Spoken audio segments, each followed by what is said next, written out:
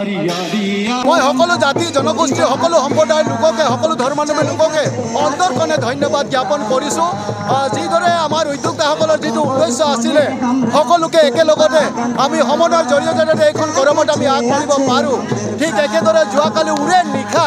বিভিন্ন জাতি জনগোষ্ঠী বিভিন্ন ধৰ্মাৱলম্বী লোকে একেলগতে আমি হাতত হাত ধৰি পেলাই আমি আখৰা নৃত্য কৰিলোঁ আৰু সমন্বয়ৰ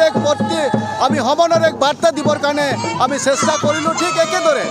আজিও দেখিছে এই সাংস্কৃতিক শোভাযাত্ৰাত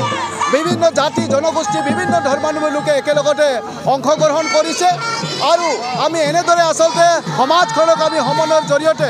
আমি আগবঢ়াই লৈ যাবৰ কাৰণে সক্ষম হ'ম আৰু এনেদৰে আগবাঢ়িলে আমি এখন শক্তিশালী অসমীয়া সমাজ নিৰ্মাণ কৰিবৰ কাৰণে আমি সক্ষম হ'ম আৰু মোৰ দৃঢ় বিশ্বাস যেতিয়া আমি এনেদৰে আগবাঢ়িম এখন শক্তিশালী অসম নিৰ্মাণ কৰিবৰ কাৰণে আমি সমন্বয়ৰ জৰিয়তে আমি একেলগতে আমাৰ দায়িত্ববিলাক পালন কৰিবৰ কাৰণে সক্ষম হ'ম।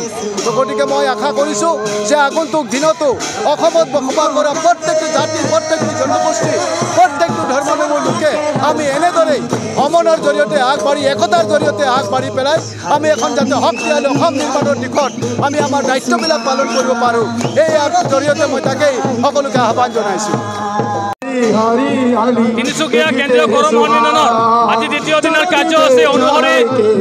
বাৰেৰহণীয়া সাংস্কৃতিক শোভাযাত্ৰা আমি বাহিৰ কৰিছোঁ আৰু এই সাংস্কৃতিক শোভাযাত্ৰাত বিভিন্ন জাতি জনগোষ্ঠীৰ দলসমূহ অংশগ্ৰহণ কৰিছে।